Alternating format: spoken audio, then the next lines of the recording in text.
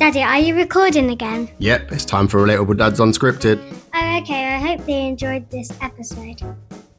Honestly, I'm not going to toot my own horn, but I might be one of the most interesting people you've ever interviewed. And I know you've interviewed a lot of people, but I've had a pretty interesting life. So in England, we've got a term of built like a brick shithouse. I figured out how to be black in America. You know, What's the legacy that you want to leave as a father? I just want my kids to know that I love them dearly. I love their mom dearly, and in that I take it with me all the time, a spirit of humility, grace, and I want everybody I come in contact with to win. And I couldn't control it Why? because I was scared I was gonna be like my dad. Oh. So Yeah, I take pride in who I am as a man and as a father and as a husband right now. So towards the end of my marriage, I would go. I definitely smoked. I definitely did coke, and I definitely did ecstasy. Your dad wasn't around, but did your mom spank you? She tried to take me once with a wooden spoon. Yeah, and you're probably just like, Okay, welcome back to Relatable Dads Unscripted. We're still figuring out fatherhood, one honest conversation at a time. Today, we've gone international. We've got big guy he makes me look very small.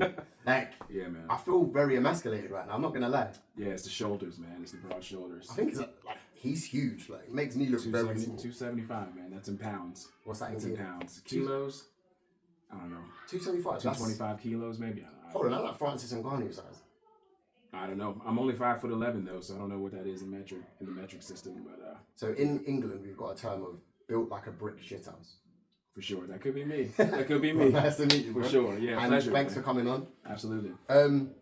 So we're gonna let's start at the beginning. Perfect.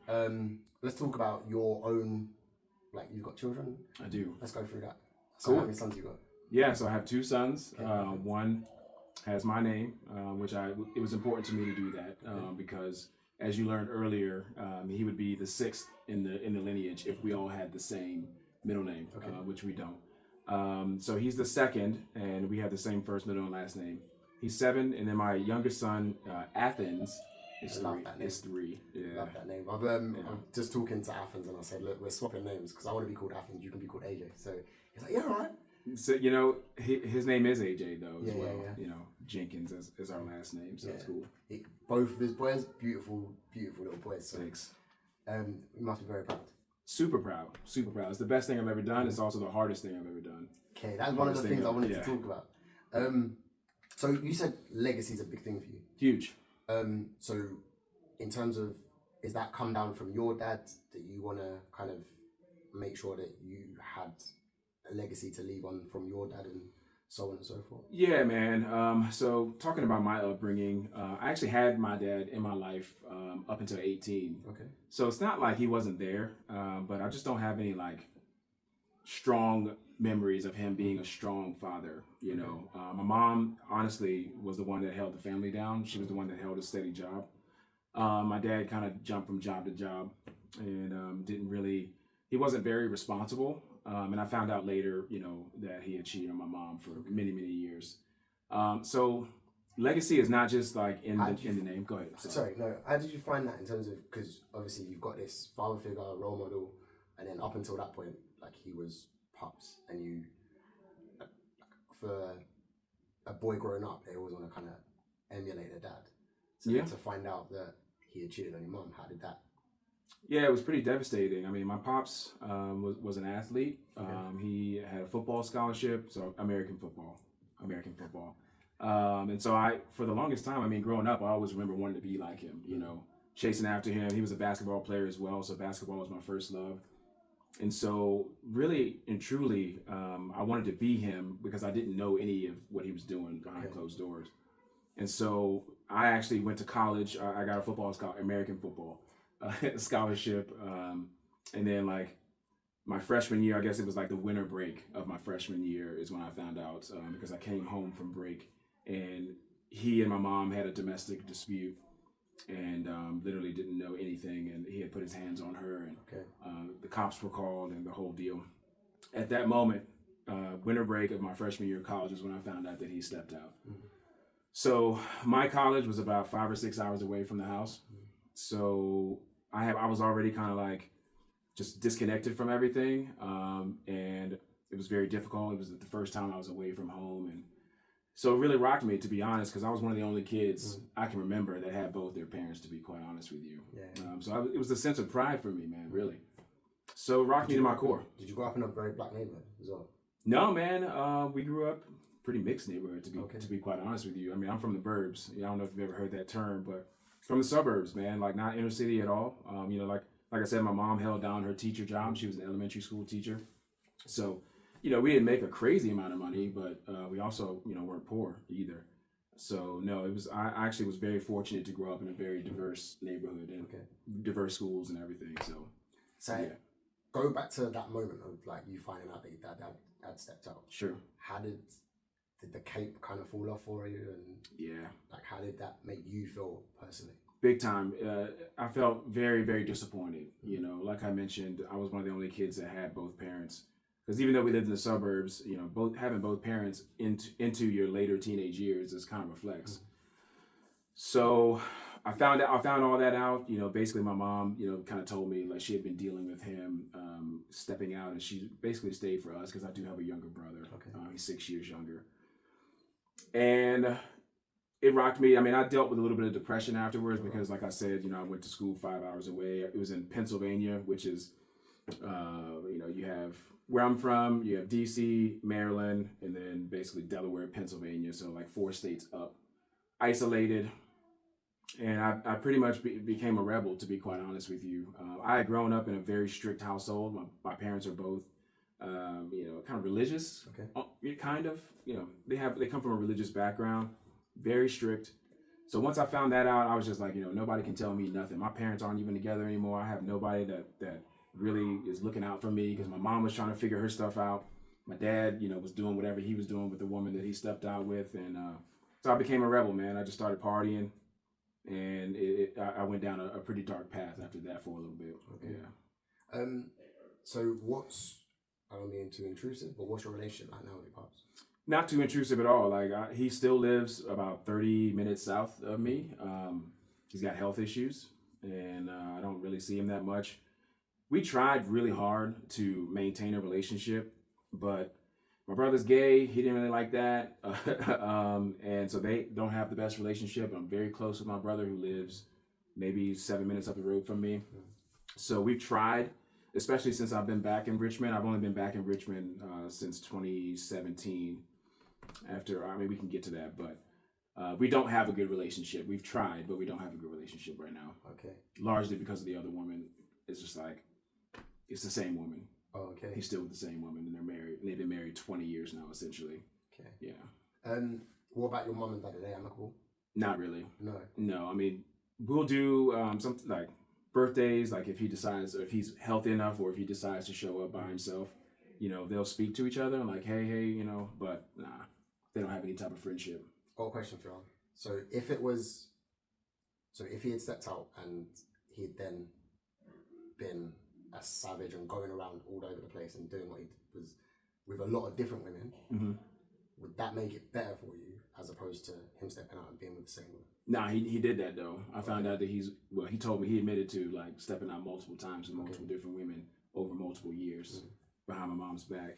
I don't even know if she knows the extent of how much it was, but he admitted to, doing it a lot. And he called himself selfish and this and that, but it really is the origin story, man. We talk about legacy. You mentioned at the beginning. That is the origin story of where I'm at right now. Is my relationship with my dad. It comes full circle. Okay. You know what I mean? And then, so obviously now you've got 2 sons. Yeah.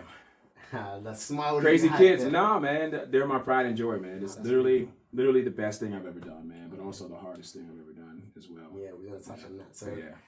One of my biggest questions I ask all dads is, what's the biggest challenges you faced as a father so far? Great question. Pretty much doing it different. Yeah, doing it differently. I was spanked. You know what I'm saying? Mom was like, the enforcer, meaning she basically sicked my dad on us, because she wasn't the spanker. Sweet teacher, and so I grew up like most, traditional black, guys grew up. Corporal punishment is very common, for baby boomers and silent generation folks.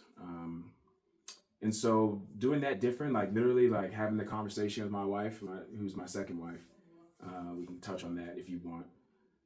Having that conversation before my oldest was born was kind of tough because I only knew correction by force.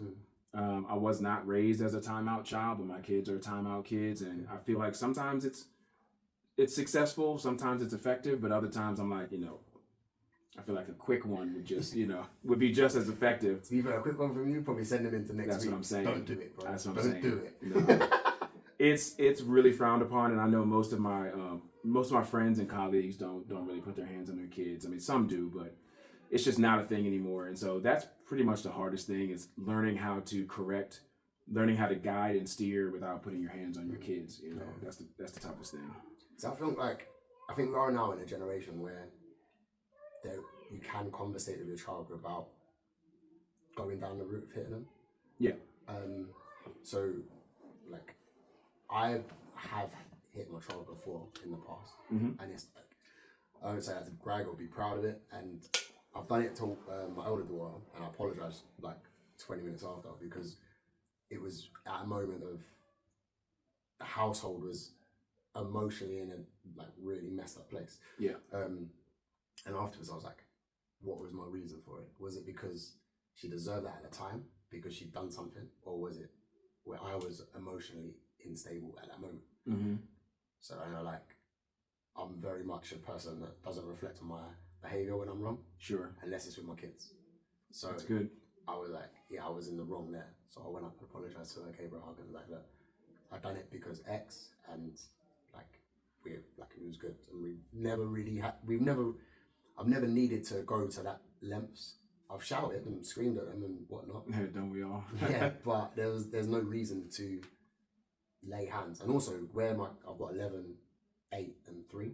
Okay, yeah, 3. Yeah, so they're not at an age where they're still at an age where I can just be like, don't back chat, and then it's kind of done. Do you know what I mean? So and like your dad wasn't around, but did your mom spank you? She tried to hit me once with a wooden spoon. Yeah, and you probably just like no, I moved, and she licked the radiator, and then got even more angry because she licked the radiator. So then, oh no, yeah. But so I think you mean she set it on fire? No, she hit the radiator. Yeah, as she went to hit me. Oh, got it. As she went to hit me, she hit the radiator and then broke the spoon. And I think my mum hit me like maybe a couple of times, but I weren't really because it was only my mum, and like my mum weren't really bad. I remember one time, my old man, I said something to him, and he chased me out. He chased me, gripped me up, and put me up against the wall. One of her boyfriends? No, my dad's my actual dad. Your dad. Yeah, and he, I'm not gonna lie, shit myself. Yeah. But my dad had that about me, and also because I had a bad relationship with my dad. I said to my mum as I was growing up, I was like, when I'm older, I'm gonna beat on my dad. And then mum was like, so he wasn't a nice guy. The worst thing is, he is a nice guy. He is a nice guy. So he's a social worker, worked with disabled children, worked as a youth worker. He's a good dad to my sister, but to me and my brother, he's just been an atrocious dad. That sucks. So yeah, it's sad, and it's ultimately his loss. So that's how I see it, because like Father's Day comes around and he's sitting there and he's like, he's got his daughter, but I think as a dad, to have 2 sons who don't speak to you, like there must be something about him where he's like, I'm actually glad I don't have a relationship with my 2 sons. Definitely. And my last message to him was like, I'm done. I don't really need a dad anymore because I've got my kids, and I've realised how easy it is to be a dad. Yeah. And as you said, like it's one of the proudest things you've ever done. Definitely. So I know now that I don't need a dad because I'm a grown-ass man now. Do you know what I mean? For sure. And I've got like good friends around me that if I need to speak to anyone, I tend to ring like my friends, like uncle. Yeah. I ring him. So I ring like close friends around me. So I don't really need to have that level of guidance from a father figure anymore. Same. Yeah. So no, I can relate totally. Yeah. So I now just ring like friends and stuff. But I said to him in my last message to him, I was like, look, like my brother is an absolutely amazing guy, and you've got the opportunity to still have a relationship with him. And then he just ignored my message and hasn't really tried with my brother, which is a shame really, because my brother is actually like, he's quantity surveyor chartered, building surveyor chartered, like he's a hard working guy, and your dad is nowhere to be found. Yeah, which is I feel the exact same way. Yeah, which is a massive shame really. But yeah, it is what it is, and then my brother's having a child now as well, so he's got 4 grandchildren. By the end of next year, he'll have 4 grandchildren, and he hasn't got a relationship with any of them, and he hasn't got a relationship with 2 of his sons, so it is massively his loss. It's crazy, and it's crazy, right? Because you know how good of a dad you are, and how good it feels to guide and lead them, and you know they look like you, they walk like you, and stuff. It's just like, how could you possibly just let that ride, right? But it's a different generation, man. They grew up in a different time. That is true. You know, my grandfather, Sellers, has 6 kids of his own. Didn't really have the time or bandwidth to give, you know, all 6 of his kids the proper attention. So, you know, he just never really received that kind of care that we're able and willing to give our kids, right? So you just kind of like, you take it for what it is, right? You know, my dad is not a critical member of my team, and understand that, you know, at one point, you know, when you're a little younger and you realize that you got to go at it alone, you just pick yourself up by your bootstraps and you just make it happen, right? And that's what I've done. So I've got a kind of I would say weak, but I kind of emphasize, like, I have empathy towards my dad in terms of, I don't know what his parenting was like, and I don't know how he thinks in regards to how he has been as a father. So you haven't asked him? I have, and we ended up in tears. Like, we kind of spoke and hashed things out before. Like, this was 15 years ago now. We like broke it down and blah blah blah, and then like I have an empathy towards him, and I'm just like, I don't know what his problem is, why he can't be a good dad to me and my brother. So I'm kind of like, there must be something up with him for him not to be able to do it, and that's, of course there is. That's why I'm like, that's why I'm asking, like, do you have that kind of level of empathy for your dad, as in, like, take your mum's situation out of it, and can you kind of be like, oh, I wonder, taking away your mum, like, if he would, because I know you like have anger towards that situation, could you just have a relationship with your dad without thinking of that? Does that make sense? Yeah, I definitely could separate the two, and I've tried. I definitely tried, but it takes 2 to tango, right? You know, I can't want something for somebody that they don't want for themselves. And if he doesn't know what we need, even if I've told him what we need, we, meaning my brother and I, because my mom is out of the picture. You take the whole cheating scandal and, you know, multiple women, and you take all that aside, like, he's still my dad, and I would want a relationship with him. But A, I don't really need anything from him, and B, you know, unless he literally mans up, tells off his wife, right, and demands that she allow him to give my brother and I the time and attention that we deserve, then I'm at a place in my life where I could shut it all off and, you know, disassociate with the whole dad-son thing and just do my thing, you know, just do my thing. What qualities would you say that you would take from your dad and have for yourself, and then potentially give to your boys? Well, he was an athlete, so I have been an athlete pretty much my whole life since I think I started in ending primary school with sports. Just that the will to compete, or not the will, but the desire to compete is in my blood. I have relatives that have played professional sports. I have relatives that have been high-ranking members of the military, the U.S. military, and so, like, I can say that I've gotten a lot of great qualities from my dad, you know, but I can also say that I have disconnected from who my dad is and have actively worked to build my own self up as best I can. So I think they're competing to try and get in the room or something.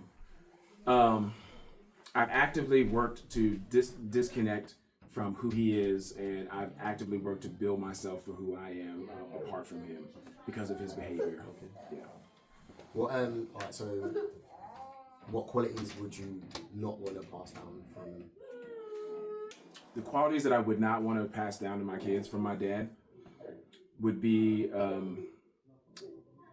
pretty much his ability to disconnect from what is right, to make way for, like, a feeling of, like, either guilt or I don't really know what it is, but he just has this thing where, like, he knows that he's made a mistake and is just unwilling to swallow his pride enough to not even correct, because that guilt is just there, the overwhelming guilt. He doesn't have the ability to like forget and forgive himself really for what he did. And so I would want to teach my kids that if you make a mistake, just own it. They call it swallowing the frog in the business world, when like if you have something really difficult to do, you do that thing first. Okay. Right? So swallow the frog. You made a mistake, but like actively try and make amends. I learned that in I was in AA. You ever heard of Alcoholics Anonymous? Yeah. Make amends. Oh, so you... Yeah, I've been through all that, man. Okay. I've honestly, I'm not gonna toot my own horn, but I might be one of the most interesting people you've ever interviewed. And I know you've interviewed a lot of people, but I've had a pretty interesting life.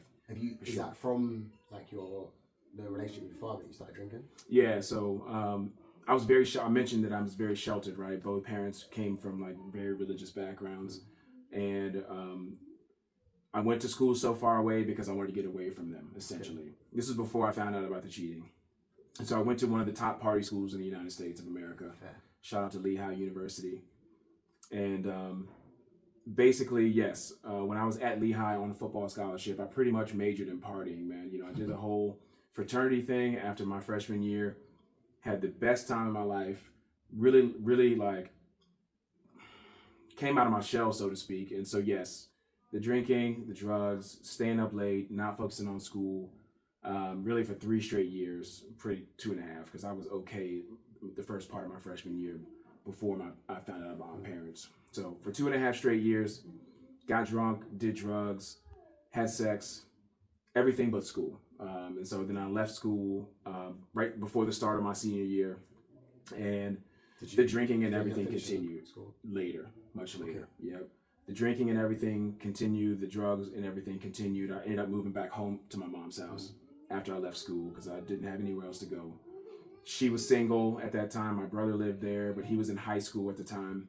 And essentially, it got to the point where I had to go to rehab. I had to check myself into rehab. Okay. Yeah.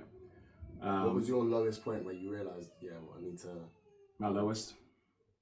It was just that mind state that like I actually could not function without being high. Okay. I believed in my heart that I wasn't myself unless I was high.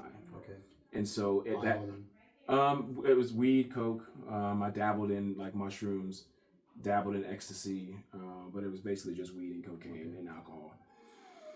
And so I got to the point where I was smoking weed every day, having a drink with it, cocaine whenever it was available.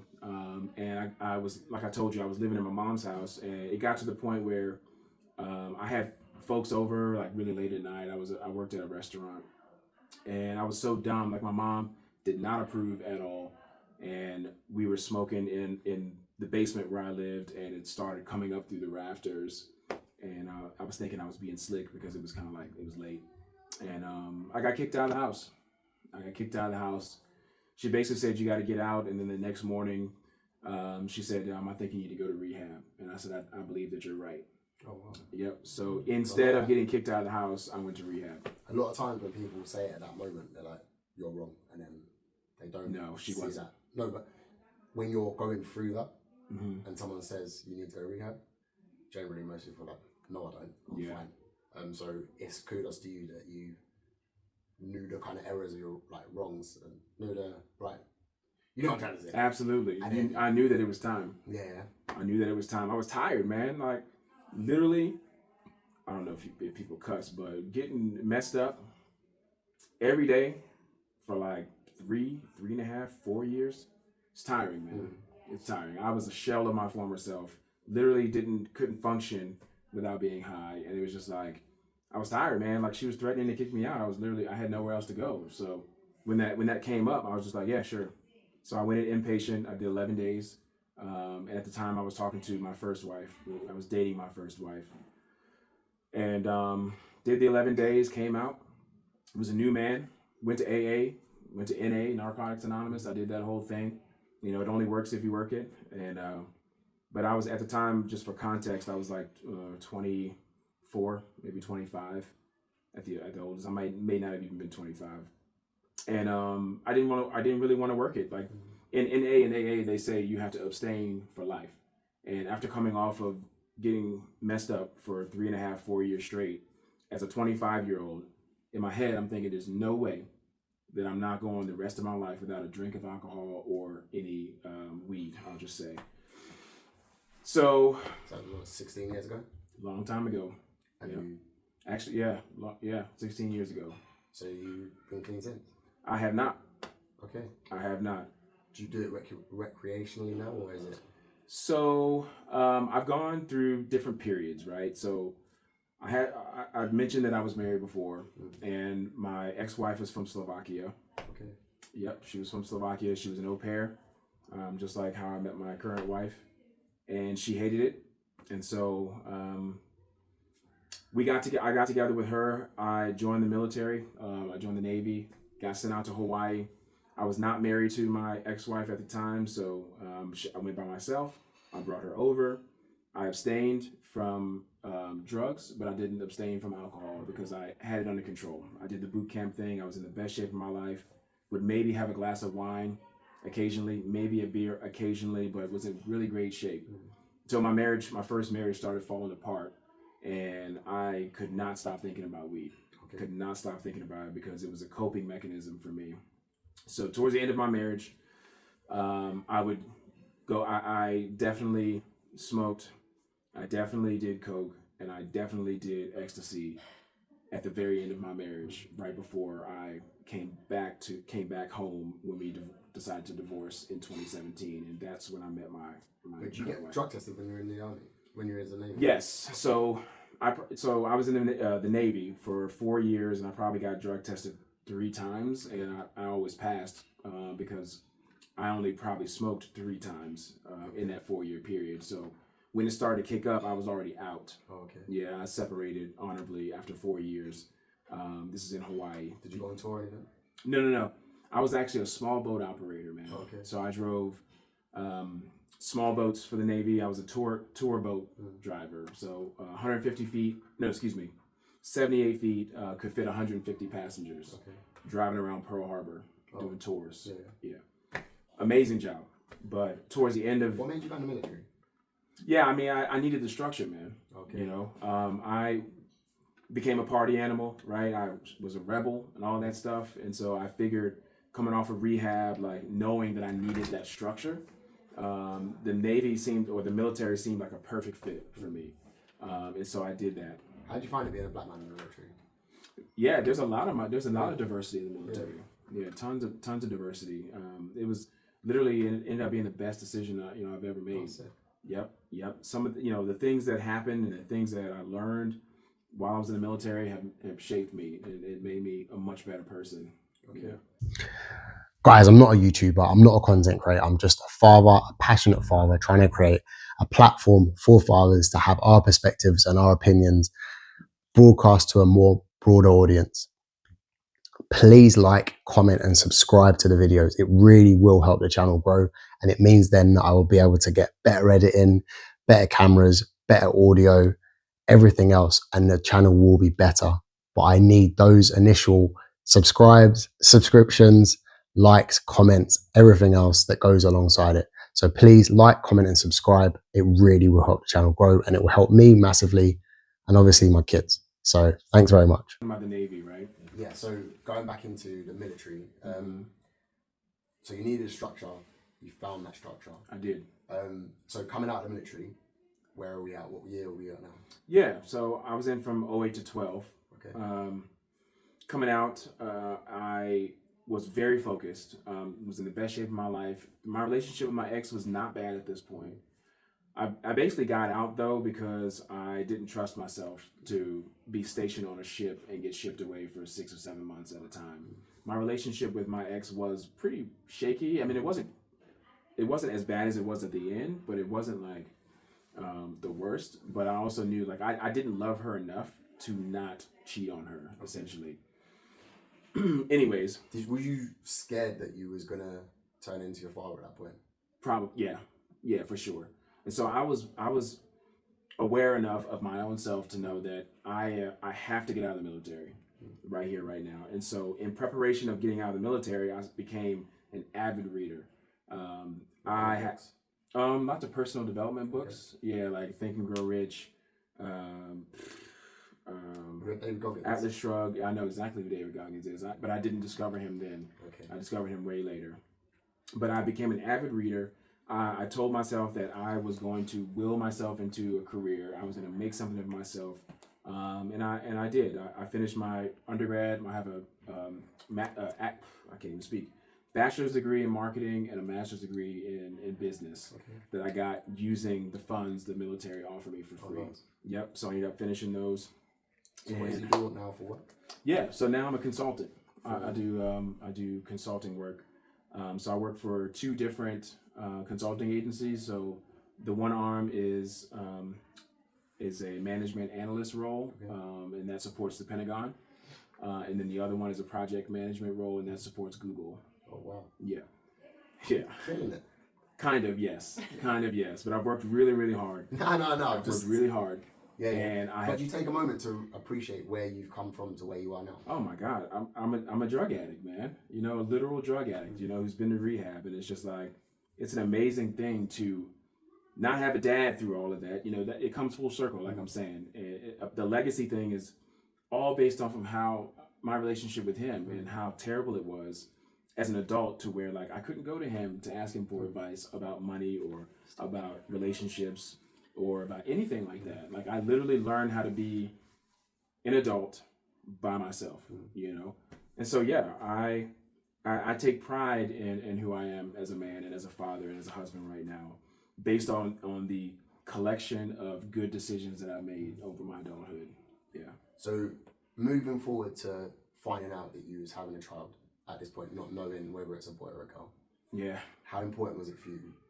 This is like a couple of part question, but how important was it for you to find out you was having a boy? I mean, kind of important, but not that important. The only reason I say that is because you're very big on legacy. So would you still have the same kind of legacy thoughts if it was a girl? Probably, yes. Yeah. Probably, yeah. Absolutely. I don't care. Like my oldest son, shout out to the Glen Allen Ravens. My oldest son is already a way better athlete at 7 than I was at maybe 11 or 12. Like he's a beast. But if it was a girl and she wasn't into sports, like we would find something that she's into, whether it's chess club or knitting class or basket weaving. Like it literally. Do more than that, right? No, I swear to God, it would not matter. Girls can be athletes as well. Girls. His wife is an athlete. I'm a literal athlete. No, but my point is, like, it doesn't matter what the kids want to do as long as they do their best. Okay. And so yes, I'm thrilled that my wife and I had boys, but if I had a girl, I would feel the same exact way. Okay, so the second part of that question was, when you first found out you was going to be a father, talk me through those emotions. Oh man. And the reason I'll tell you why. The reason now. Okay. Yeah. So when I was with my first wife, I found out later that I feel like she was on a contraceptive secretly. So I didn't think I would ever have kids. Like we went through the whole process of her getting her tubes flushed and me getting a sperm count check because seemingly you were having sex without protection and she's not getting pregnant. So something must be wrong, right? So at this time, I didn't really think I could have kids. So when I met Abby and we went through what we went through, which was a very quick and fast situation, and she got pregnant, I was thrilled, honestly. I was beyond thrilled. And then when I found out it was a boy, I immediately knew what his name was, immediately. Even though didn't have the best relationship with my dad, don't have any really amazing memories with my grandfather. Immediately knew he was going to take my name, and it was just an amazing feeling. So yeah, I loved it. So the reason I asked that was because when I first found out I was going to be a father, I've never said this on camera as well. When I first found out I was going to be a dad, my missus told me, and I was like, sick, I'm going to be a dad, cool, whatever, I'm happy. And I was like, it didn't bother me. I was like really excited to be a father. And then the next day, I was getting ready for work, and then my missus had already left for work. And then I got a message through from my sister-in-law saying, congratulations, daddy, to me. And it was the first time that I was like, I looked at my phone, and then I was like, raw, I'm going to be a dad. But at this point, I hadn't told anybody. So I then had to ring my mum, and I was like, Mum, look, you're going to be a grandma. And my mum was happy. She was like, you happy? I was like, yeah, I'm good. But then the tears started coming, and they just couldn't stop. It was like a tap had gone off. Whoa. And then I was like, uncontrollably, I rang my stepdad afterwards and I was like, you're gonna be a granddad? And he was just like, oh, good, are you okay? And I was just, I couldn't control it. Why? Because I was scared I was gonna be like my dad. Oh. So I didn't know what to do with myself. I was in a bad state of affairs. So Dang. this is, you know when you said religion earlier? Yeah, man. So I've never been religious. Never had a religious background. My mom's never religious. I didn't grow up in a church. Nothing. I went to a church on that day and I didn't have a clue why. My car just drove there. And I went to the church and I was like, I need to speak to someone. They were like, you okay? I was like, no, I need to speak to someone. I'm like literally tears in my eyes, everything. Sat down with this black pastor guy and I was just like, he held my hands. He's like, what's wrong? And I was like, I'm going to be a dad. He's like, congratulations. I was like, yeah. But I was like, I don't want to be nothing like my dad. And he just like sat there with me, held my hands and was like doing this prayer. And as I said, I've never been into the church. And this guy was holding my hands, praying. And I was just like heavenly blah, blah, blah. And like after that, bro, I'm not even joking. Like it just went away. And That's so good. It was nuts. Like it was the most surreal thing ever because I've never, as I said, I've never really been religious in the slightest. And then I've had this guy, I've had this drive to the church and then sought after a priest and then that happened and I was like, right. And then after that, like I was gonna be a dad. I was buzzing. I was really happy about it. That's so So good. yeah, that's why I wanted to know how you felt because obviously with the relationship with your father, did you ever have those kind of fears that I don't want to be like my dad and I don't want the qualities that I don't want to pass down? Absolutely. Okay. Absolutely. That is the main driver of who I am today. Is because I don't want to be him that much. And it has propelled me to unbelievable success, man. And it's everybody has a reason, right? Everybody has a why on why they are who they are, why they do what they do. And 100%, I have always wanted to be better than my dad because I did look up to him because he was a college football player. I've heard so many stories about him shooting the lights down in the gym, in high school and stuff like that, like dropping 40, 50, 60 points, in high school games and stuff like that. And,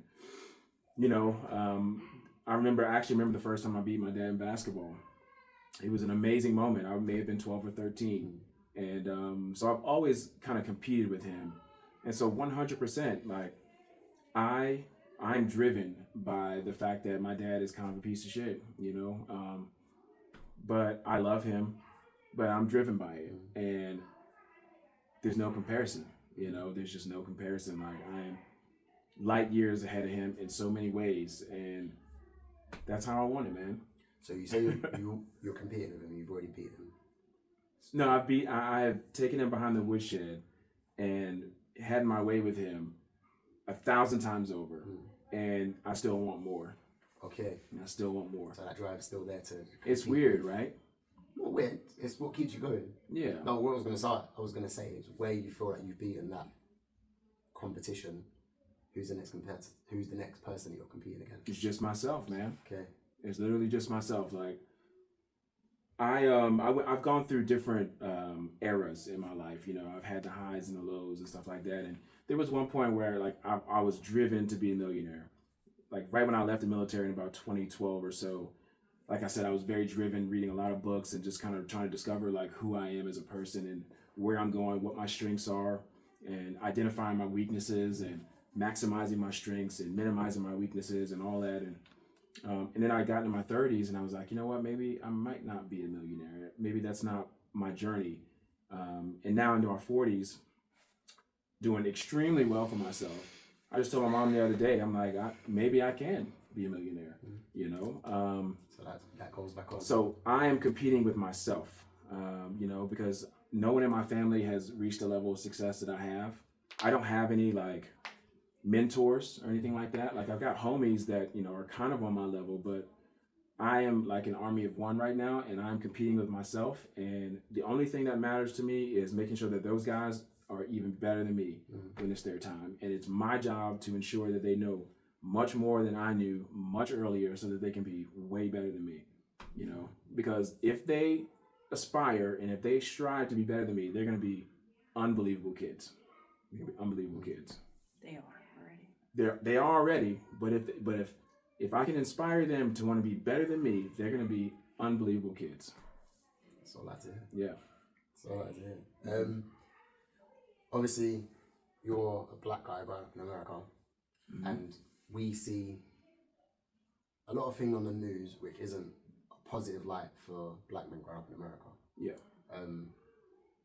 How do you feel about raising black boys coming up in America? I'm glad you said that because they're obviously mixed race kids, right? But my wife and I are raising them as black because that's how society will see them, right?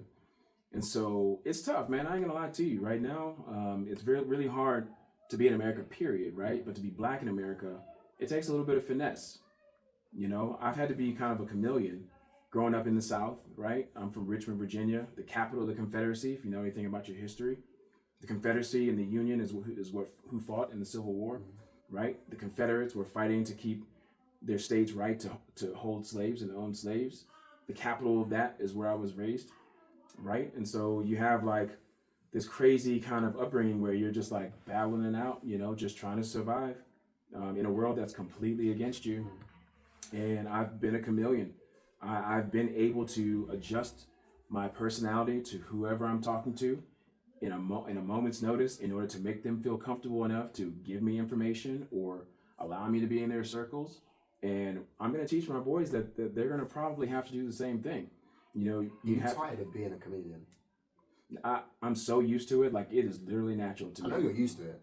And as a black man growing up in the UK, I'm used to it. Yeah. But I just find myself fucking tired of doing it. Yeah. And you always have to blend into each room that you're in. Got to. Yeah. You got to. But you ever thought about this thought, man? Like, in order for us to be sitting here talking right now, like, our ancestors had to survive some bullshit. Yeah, 100%. So it's just like, we don't have time to be tired or anything. Like, our ancestors fought and survived so that we could be here, you know? So no, I think it's just more so like figuring out what you got to do to survive with nothing, you know? Like, my parents didn't have much. You have to just figure out how to make it. And it's been through lots of bravery, right? Lots of like trying to figure out like how you can survive, like what circles to be in, who to talk to, where to go. It's a lot of figuring it out, but no, I would say that I've become a master at it. And that's part of the reason why I'm successful right now is because I figured it out. I figured out how to be black in America, and I figured out how to fix the system in my favor, essentially. So you got a 20-year-old Tyrell sitting there watching you now, and he wonders what advice would you give him to say where you are now? What advice would you give him to say, like, this is how you navigate it? 20-year-old? Oh man. If I was able to tell my 20-year-old self something, I would just be like, bro, get your shit together. You know, you have grace because you're only 20. Like, you haven't experienced anything yet, but you should really get your shit together. You should really not smoke as much weed as you do. You should really like pick up some other type of, you know, hobby that doesn't involve like getting messed up all the time. And you should really think about like what your future is going to look like, because like you're messing up right now. Yeah, you're messing up right now. And if only you knew how much pain you would have to endure before you broke through that, you wouldn't be doing all this stuff, what you're doing right now. All right, so I want you to think of a guy who's literally just about to give birth to a child, or not. He's not about. Yeah, we're not in that partner. Like, we're not in that side of the world yet. But the guy is just about to have a child. What advice would you give to him? Yeah, so it's so funny because my nephew is about to have a child, right? And so I just had a conversation with him like last night about like what he should be doing with himself. And the first thing I told him is you need to take care of your woman. Whatever she needs at this moment, she's like, I think halfway through her pregnancy. Whatever she needs, you need to give it to her, right? Because there's no way that we could ever know how they feel. Like we will never know what it's like to carry a child. That's the first thing. The second thing is he's going to need to up his hustle, right? He's going to need to go above and beyond what he thinks is necessary to be able to support a wife and a child. So whatever he thinks is going to be necessary, he's going to need to go much further than that. Because especially being a 20-year-old, bringing a baby into this world, into this really, really messed up world, that especially being a black person, 20-year-old in this really messed up world, like I would tell that person about to have a kid to really evaluate like what's important to them and only focus on developing the skills necessary to earn enough to support what they're about to bring into this world. That's the only thing that matters. What was going back to, obviously you're married, so what was it important for you to be married as opposed to being a rabbit and having 2 children? Did you get married before you had children as well? Yeah, definitely. That was super important for me. Because I'm a pretty traditional guy. Like, I did not want to be like a single person I didn't want to be like a baby daddy type situation, like, but not for just that, but like because I benefit from structure, right? And I'm not saying I just entered into a marriage or a partnership just for structure, because of course there's love mixed, in there, right? But like, I just knew that if I was gonna do the whole, dad thing, I wanted to do it with a partner that, so where we could provide that nest and that support. And it just so happened I just love the hell out of my wife. It just so happened that I'm obsessed with her. Absolutely obsessed with her, and she really fills my cup up. But aside from all that, even if we didn't have the relationship that we have, I would have still married her, and I would have worked to develop the loving relationship. And if that didn't work, then I just picked the wrong person. But I would have made every effort to do that. So did you get married before you had children? Yes, we did make sure that we got married before my oldest son was born. Yes. Okay. Was it while you was pregnant or? Yep. Okay. Yep. So real quick, we met. I had a very bad car accident in 2017, the same year that I came home from my divorce. So it was at the end of the year, and we met 2 days later, and she was pregnant like 2 months. She was pregnant 2 months after that, right? 15 days. Oh, she was pregnant within 15 days of us meeting. Oh, yeah, wow. So very fast. Very right? fast. Yep. So I guess 2 months later we were married, and then the baby came another 7 or 6 months after that. Okay. Yeah. Mm-hmm. That happened very quick. Yep. And I don't regret a single thing. That's good. I don't regret a single thing. Like, we have had the best time figuring each other out and just doing this crazy life that we've been doing. And without her, I wouldn't be where I'm at today. No, after the second baby, I went and had a procedure that. Did you? Oh yeah, dude. I don't do anything by accident. If you know me, I don't do anything by accident except for having my second child. Wow, that's staying in. But no, I'm a very calculated person, and I definitely had a vasectomy after as soon as Athens was safe and healthy, I went in and got it done. See, one of my cousins, he literally booked a procedure done just straight after the baby was born. Mm-hmm. Yeah, man. I don't so I've got a podcast coming out with a guy who he hasn't had children, doesn't ever want children, had a vasectomy done. Okay. And faced a lot of pressures to have a vasectomy because obviously he hasn't got children. Sure. So how was the procedure for you? No, it was cool, man. It was cool. I've had surgeries, there's nothing. There's nothing. Really? Yeah. No. Like one day. Back training straight away? Yeah, I think so. It was one. Like a week. Like a week, yeah. Yeah, like a week. They they give you the option to put you under, or you can be awake. I was definitely awake. Yeah. I was awake. Crazy. Yep. They just numb the area or whatever, and you go for it. Oh wow. Just go for it. Yep. And yeah, it had a little bit of complications down the road, with swelling and stuff like that. But it was like nothing that I couldn't handle. Mm-hmm. But I'm 40. Ain't no way I'm having any more kids. My boys are wild, but I love them. They're cute. They get a lot of attention, but they are wild. And sometimes I wish that they're older so I can have conversations with my brother-in-law's kid who's 20 and about to have a baby. I wish I could be 40 and be able to parent a teenager or an older kid, because there's so much I can offer them, so much value. But I have a 7-year-old and a 3-year-old. But just thinking, by the time they're that age, there would be so much more experience, and you got to have a whole wealth of experience then to add to that. Yeah, man. We're building an empire. You know, with me, right? We're building an empire with me and with my wife, and I cannot wait to see what happens. Did your wife work? She just stopped working. How do you find that pressure of being provider, dad, like the full? There's no pressure, bro. No pressure. Pressure makes diamonds, man. There's no pressure. Like everything we do it for a reason, and we do it on purpose. And so, like, she could have stopped working a year ago, right? But she stopped when she decided to work because number one, she never really saw herself as being like a housewife. She's an athlete. She competes. She wants to contribute. So she contributed, but it just gets to the point where it's just like I make a whole heck of a lot more than she does, and she doesn't really have to do anything.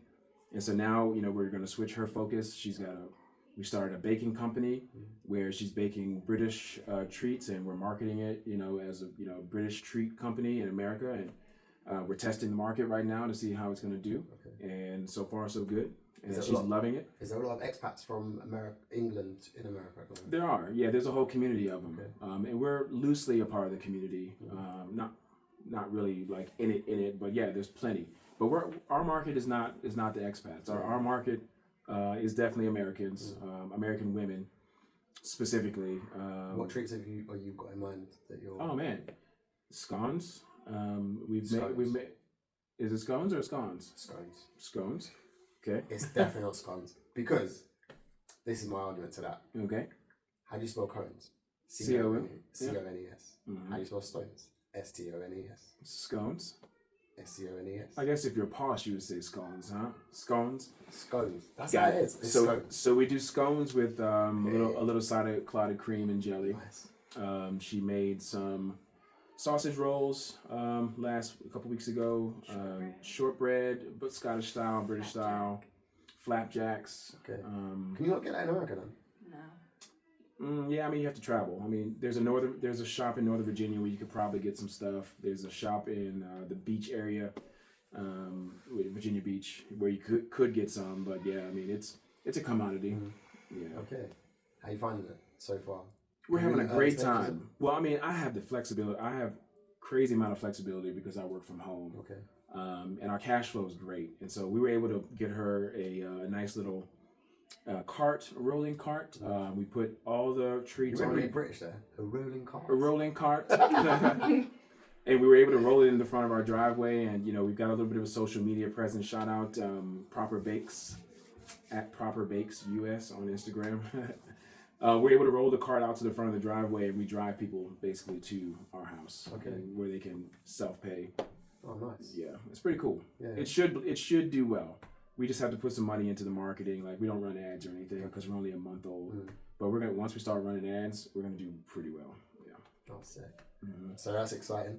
So exciting! It's gonna be her new baby, right? So she's not going to work for somebody else and building their dreams. She's gonna be able to work to build her own dreams. Yeah. So I support it. Are you looking to keep that in state, or are you looking to develop that outside of state in the long term? The craziest thing, man, is that we already have had success with a baking company. My wife and I were baking. We had baked infused treats. Okay. Infused with what? Yeah. So like marijuana. Oh snap! Yeah. So we already know that our stuff is good. So now we're just doing it without the marijuana inside of it. Yeah. Boring. Super boring, but better for my belly, and not illegal, right? So it's kind of legal gray area the way we were doing it. But, okay. Yeah. So we've already had experience. We were shipping them like all over. Oh, sick. Yeah. So are you planning on shipping this? Maybe. Everywhere? Okay. Maybe. There's no telling how it's gonna go. Right now, again, we're at the very beginning and we're testing the market to see what people like. But I would love to see it grow into an actual physical shop because I do record collecting, and so I'd like to have it as a fusion or a place where folks can come in, listen to great music, and enjoy great. What kind of music? Oh, dude, you want to talk about music? I'm just asking the question. What kind of music you think? Dude, I listen to everything. Okay. But I'm really partial to like 70s funk and soul. Okay. But recently, I've been into yacht rock lately, soft rock, like Toto, Michael McDonald, the Doobie Brothers, Ambrosia, Player, Some artists you probably have never heard of. I've not heard of any of them. Yeah. I'll be honest. But if you like good music, folks, rewind that, okay? Look them up, and you'll love it. It's really great music.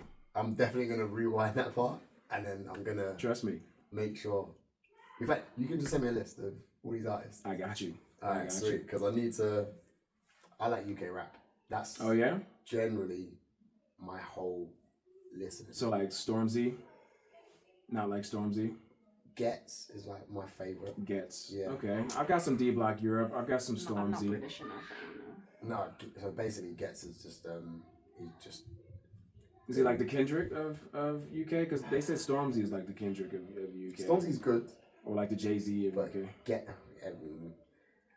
Gets is probably lyrically the best, but also he is just he's in prison at the moment. Oh, okay. So Okay. he Street cred. run over someone drunk driving and he's killed him. Yeah, that's not good. Nah, so he's probably, and it's not his first offense. So I think he's going away for a while. Yikes. So free Gets because I love Gets, and he's also an actor. So Free Gets. yeah, But he killed somebody, so that's crazy. Yeah. That's insane. Giggs But is so also really is good. Brandy. I don't know if you knew that about Brandy. Oh, really? Brandy also killed somebody in a car. Oh really? Yep. I think she served, but I think she only served like 12 months or something like that. Oh no, Gets is getting the book thrown at him. Yeah. So yeah, it's But yeah, we could talk music. I run a music page because I have like 400 something vinyl, Oh wow. like 250 or so CDs or something. It's a sickness. Do you DJs off? No, No. but I want to start a online radio show. Oh wow. I would love to start an online radio show. I have all the equipment and everything like that, and so, but it's just being a parent, being a husband, father, it takes time. So Coach. football coach, Yeah. So I wanted to talk to you about this because you coach your son's team, right? I do. So I wanted to talk. How do you find being a coach and a father? It's hard. Do you find that difficult? Yeah, it's really hard. It's really hard. It's my second year doing it. I have coached him on lower level teams, not as like competitive, but for the last 2 years, he's been in a very competitive league, and competitive means like there's 18 teams that are in our league. First year, man, it's rough because we have high expectations, right? I have won lots of championships in many different sports. I've done a lot, and it's just like she has as well. So the expectation is really high, but then you kind of forget that he's just 6 or 7. So last year we won a championship. It was my first year ever coaching him. I was really hard on him. This year, still hard on him, but remembering to be dad first. Yeah. Dad first, always. The expectations can be high, but you have to like kind of know your audience. And so I understand that he has challenges, ADHD, right? Hyperactivity. So he has all those challenges. The expectations still can be high, but you still have to be dad. You still have to put your arm around him and tell him that you're proud of him, right? So yeah, we won again. we won the championship again, Awesome. and super proud of him. He's gonna end up being the defensive player of the year for his team. He doesn't even know it yet. Who votes for that? The coaches, Okay. yeah, the coaches in my. So coaching you're the staff. head coach, and then you have Coach Sunday. I'm like the associate head coach, like the second in charge. or Okay. whatever. Yeah.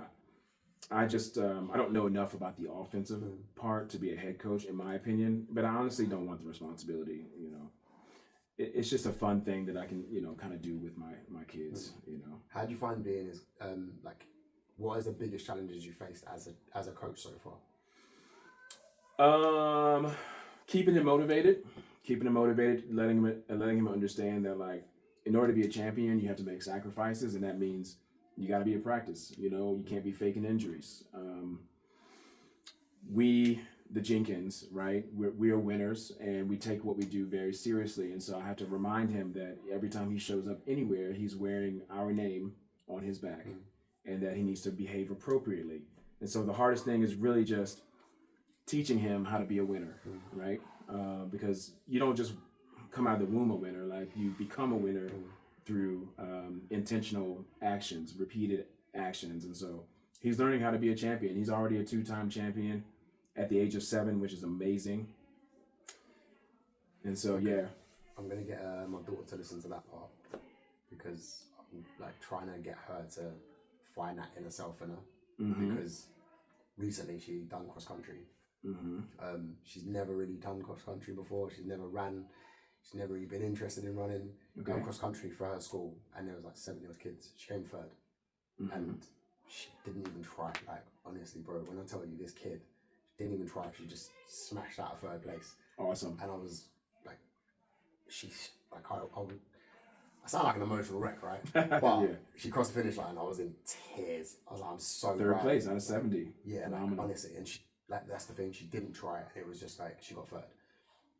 And I was standing next to other parents who were like cheering on their kid who was like 50th, and I was just like, my daughter's third, whatever, shut up. But like, she's now been nominated to run that for the nationals. Like, whoa! Yeah, she's running to represent England. No, to represent, I think, Milton Keynes international competition. Oh, got it. Nice. And like, she went today and she ran on the athletic track. She done like 9 laps of an athletic track, which was like 3.6 kilometers. Just didn't stop, breezed it. Like, she had a boy trying to run next to her, and she was like, nah, boom, like, cracked on. And she's like, I don't really like doing it. And like, so what does she like doing, right? So you have to figure that out. Yeah, that's it. That's the challenge, because she's got the thing is with her, she's got an impenetrable mindset. Like, literally, the kid's so stubborn. That's why she's so good at, like, individual sports. That's why she's so good at it. But she doesn't want the hard work. That's my issue with her, because she doesn't want the hard work. Like I said, like, when she was playing football, I said to her, look, she was soccer. Yeah. No, I catch on.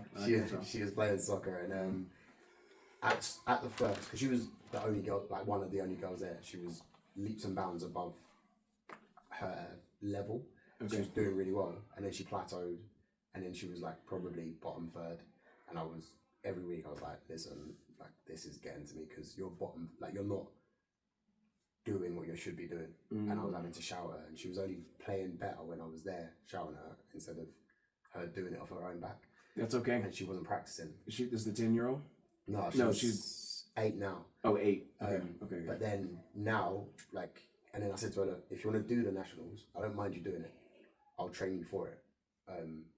But I need you to put the effort in. And she's like, I don't want to do it. But I think she don't want to do it because she doesn't want the hard work.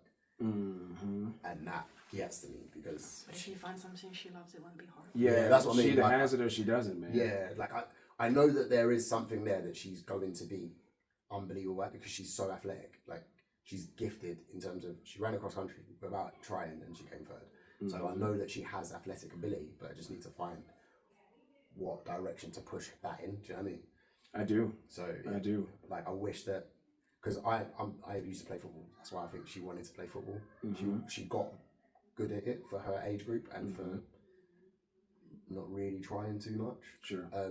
But yeah, now I'm at a position where I need her to do some. Because has she mentioned of any other sports that she wanted to try? She does dance at the moment, but yeah, if I'm you honest, can be a champion at dance. She's not that good. But and also she doesn't practice, which for that skill set, she needs to practice that to be good at it, and she's not practicing, which is she's killing me. Yeah, so sports might not be her thing, man. No, it is though. That's the thing. That's the most annoying thing, because she's so naturally athletic. She can do sports. It's just I just need to find which sport to navigate it towards. Opportunity and execution are 2 different things, man. You know, you can afford her the opportunity to play sports, but if she doesn't want to execute, or if she doesn't want to do the things that it takes, then it's not a match. Yeah. Right? And so that's why I'm so blessed, because my kid, he's got so much energy. We've presented him with an opportunity to play sports, and he goes into it with the mindset of, like, if I'm going to be out here, I'm going to do my best. Even if I'm doing cartwheels in the middle of the field, I'm still going to do my best. And if he wasn't like that, I don't know if I'd force it, man. I don't know if I'd force it. The thing is, like, when she's doing it, she'll do her best. But it's the practicing outside of it where she's not doing that side of it, which will make her better. So when she does do it, she's still young. Yeah. Those things are also learned behaviors. So if she doesn't see the extra given, she doesn't know that that's what it requires. Our son sees what we put into things, so he knows that the extra has to be done. So just take her outside and kick a ball around with her. Make it fun for her. Yeah. She's going to be like, oh, I'm spending time with my dad. Yeah. But really... No, I'm going to take her out running. And then... Because I said to her, do this nationals competition, After that, if you don't want to do it again, you don't have to. That's But it. I need you to. Just set the expectation from the get go. Like Yeah. if you are committing, you're gonna see it through. Yeah, I've So said you're that. gonna do whatever it takes to get to that point, and then if she doesn't like it after that, you gave it all. You know, yeah. but you have to set the expectation for the kids because in life that's what's gonna happen. So 100%. it's on your watch, not theirs. You know. Yeah, they learn everything. Everything is learned, right? They don't just come out of the womb knowing how to be excellent, right? You have to teach that excellence, you know. So you gotta work hard. I liked what you said about the fact of they're wearing your surname. Yeah, man, it's real. That I'm the only one who's got my surname. So I took my mum's surname. My mum's granddad, he passed away way before I was born. And then my mum had my surname. She's got married and now she's got a mix between my surname and her husband's Hyphenated. surname. Yeah. Yeah, So I'm the only one who's got my surname, and then obviously my daughter and son have got my surname. that's your legacy, man. Yeah. But don't beat yourself up about it, you know, because it's not her journey. I mean, it's not your journey; it's hers, right? Yeah, At the end of the 100%. day, yeah. But it's just because obviously I feel like saying to her, like, you're my daughter, but I don't feel like I've achieved anything for me to have that kind of, I see what you mean. yeah? Yeah, I So see what you mean. There's no lineage for me. Of course, to you be have like, achieved. You Not have yet. achieved. I mean, Not you've won a championship before, right? Not In yet. something, I even like Little League. don't even know what a little league is. Oh, sorry, It's just youth. rec league. Maybe not. Maybe not. But you found success. Yeah, I mean, you said you were pretty good, right? So Yeah. you know how to win. I've done bits. Yeah, if you know how to win, you can teach your daughter how to win. You know, because it's not. I mean, it's a mindset, really. You know. I'm gonna win at this podcast, then. That's what I'm gonna Yeah, man, I love it. That's I love it, it, man. I'm gonna follow your lead. I plan on starting one too. Yeah, have to. Yeah. I'll come over to America. Come on over, man. Stay at my place. No big deal. Perfect. That's an invite there. That's on camera. Yeah, man. Come on over. The door is always open. The doors of the church are open. All right. I got a question for you. Sure. Your son comes home and says he feels like he's not good enough. How do you respond? Son, I mean, you're already so successful, you don't even know it. Like you've already won and you don't even know it. You know, don't beat yourself up. Don't be so hard on yourself. You know, life is a game of navigating the ups and downs, right? Just like we always say, you know, money comes and goes, things come and go, but you know who you are is who you are. And so as long as you know that you can do it or that you have the potential to do it, you'll be just fine. But don't beat yourself up. Like you're great. Perfect. Yeah. One thing you wish someone told you before you became a dad.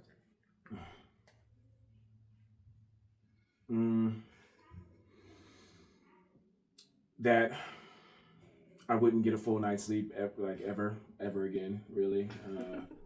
Not only just for them coming in our room, you know, either early in the morning or in the middle of the night or whatever, but like even when they get older, right, and they're out of the house, you know, I'll still in the back of my mind be worried about, you know, what they're doing. I don't know how that feels yet, but I'm sure it will just always be there. So basically, just not getting to fully rest without having to worry about something or being interrupted or being woken up, you know. Fair. Yeah. One message you want your sons to hear 20 years from now. One message from me, assuming I'm not here, or No, just that is go on. One message you want your sons to hear 20 years from now. okay. Guys, I hope you have really taken notice of how hard your dad works and how hard your mom works to make sure that you guys have everything that you could ever want, because not many people have that same luxury. And that I hope that if you guys have kids, that you remember those moments and you remember the times that we've poured into you. And I'm talking directly to them right now, as you can see. You remember the time that we spent with you, making sure that you were okay, and that we've taught you everything that you could possibly know so that you could potentially pass it down to your children or to anybody who needs help from you, and that you have the capacity to do that. Perfect. Yeah. All right, last question. What's the legacy that you want to leave as a father? I just want my kids to know that I love them dearly. I love their mom dearly, and that I take with me all the time a spirit of humility, grace, and I want everybody I come in contact with to win. And I hope that they develop that within themselves as well, because if they do, that they'll be wildly successful with whatever they do. Sick. Yeah. Do you want to shout out any businesses? Anything that you want to shout out? Sure. I've already mentioned Proper Bakes. You can find us at properbakes.us. I've already mentioned my my vinyl page. That's at Hi-Fi-Rel. That's high as in HI.FI.RELL. And then, of course, I have to shout out my crew back home, the Glen Island Ravens, back-to-back champs, baby. And, of course, all of my friends and family who've watched this, who maybe have learned something new about me that they didn't know. You know, that type of thing. Sorry, I don't know. You know, Nothing to I did apologize drugs. There's nothing to apologize for. Yeah. Honestly, it's been an honor. Thank you very much. Man, an absolute pleasure. I really Seriously. appreciate you. Thank you. Yep. Peace. Daddy, are you finished recording now? Yep, that's a wrap. Okay, tell them to like and subscribe. Haha, you heard us. See you next time on Relatable Dads Unscripted.